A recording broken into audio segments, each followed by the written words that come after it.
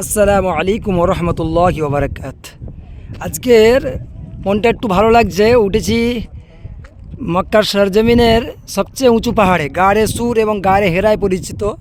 আল্লাহ রসুল সাল্লাল্লাহু আলাইহি ওয়াসাল্লাম হযরত আবু বকর রাদিয়াল্লাহু তাআলা আনহুকে নিয়ে হিজরত করেছিলেন। কুখ্যাত দুশমনদের অত্যাচারে এখানে এসে আল্লাহ রসুল হিজরত করেছিলেন।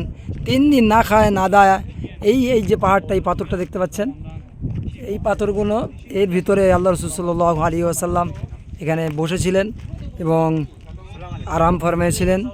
এই পাহাড়ের ভিতরে একটা কোর করা আছে, কোরের ভেতরে তোমার বসে ইবাদত করছিলেন, আল্লাহর ধ্যানে মগ্ন হয়েছিলেন। তাও দুশমনরা এখানে খুঁজে পেয়ে গিয়েছিল। আপনারা শুনেছেন ওলামাদের মুখ দিয়ে যে কবুতর বাসা করে এবং মাকড়সা জাল পেতে দিয়ে ডিম পেড়ে দিয়েছিল। দুশমনরা এসে দেখে কিনা এটা কী করে হতে পারে, যদি কেউ ঢোকে এই মাকড়সার জাল থাকবে কী করে, কবুতর ডিম পারবে কী করে। সেই জন্য এখানে কবুতর দেখুন, হেরাগুয়ার পাহাড়ে আল্লাহ হোসেন যেখানে হিজরত করেছিল সেই পাহাড়ের উপরে কবুতর বসে আছে দেখুন, বরকতময় জিনিস। এখানে খুবসুরত আরও একটা জিনিস যে বিল্লি, আল্লাহ রসুলাম যে ওদেরকে আবু হুরাইরা বলে ডাকতো, একটা সাহাবার নাম দিয়েছিল। এ দেখেন বিল্লি বসে আছে কি সুন্দর। এরা ভাগ্যবান। আমরা আল্লাহ নবী উম্মান হয়েছি, ভাগ্যবান ঠিক কথা, কিন্তু দেখেন বিল্লি হয়ে আলহামদুলিল্লাহ গালে সুরে কি সুন্দর বসে আছে, এখানে আরাম ফারমাচ্ছে। দেখেন খুব সুন্দর দেখেন। আর মক্কা শহরটা নাজারা দেখেন, কলাক টাওয়ারটা দেখা যাচ্ছে, একটু জুম করলে বুঝতে পারবেন। এ দেখেন কাবা শরীফের নিচে আছে, এই কলাক টাওয়ারের নিচে। মক্কা শহরটা পুরো অন্যরকম। এখন আমাদের লাভদ হবে। আলহামদুলিল্লাহ কষ্ট হচ্ছিলো উঠতে, কিন্তু যখন গাড়ির সুরে বসে নামাজ পড়লাম শান্তি মিলে গেল, কষ্ট সব দূর হয়ে গেল।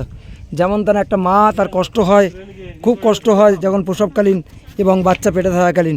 বাচ্চা ভূমিষ্ঠ হওয়ার পরে সেই বাচ্চার এখন কেঁদে ওঠে, সে বাচ্চার মুখ দেখার পরে সব বেদনা যন্ত্রণা ভুলে যায়। সেইভাবে আমাদেরও অনুভব হয়েছে। আমি যখন এসেছি খুব কষ্ট হয়েছিল। কষ্ট হওয়ার পরে যখন দুরেকাত নামাজ পড়লাম খুবই ভালো লাগলো, খুবই আরাম শান্তি মিলল, মন উতলা হয়ে গেল, আমাদের আরও জোশ বেড়ে গেল যেন আরেকবার উঠি। এবং এখন নামতে হবে। জোহরের আজান হচ্ছে মক্কা শরীফে এখন, কেন এখন আমাদের বাজে এইখানে টাইম 12:10, জোহরের আজান 12:10 হয়। এই যে পাহাড়গুলো দেখতে পাচ্ছেন কত কষ্ট করে উঠেছে আল্লাহ রাসূলুল্লাহ ইসলাম, তুলনা করা যাবে না।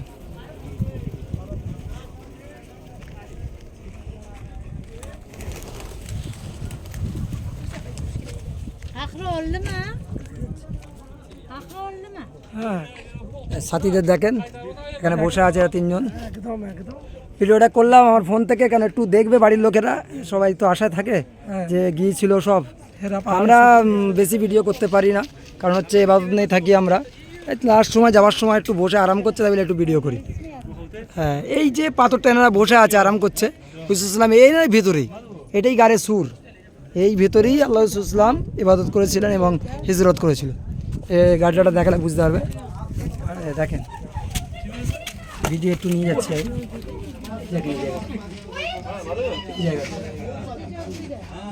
গাড়ে সুর কোর করা আছে, একদম কোর করে লোক নামাজ পড়ছে দূরে বরকতের জন্য।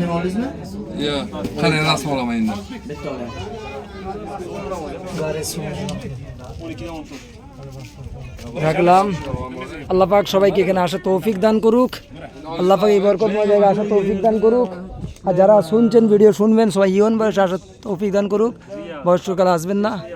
নাজাতের জন্য, মাগফিরাতের জন্য আল্লাহ সবাইকে যেন কবুল করে নেয়। আল্লাহুম্মা আমিন।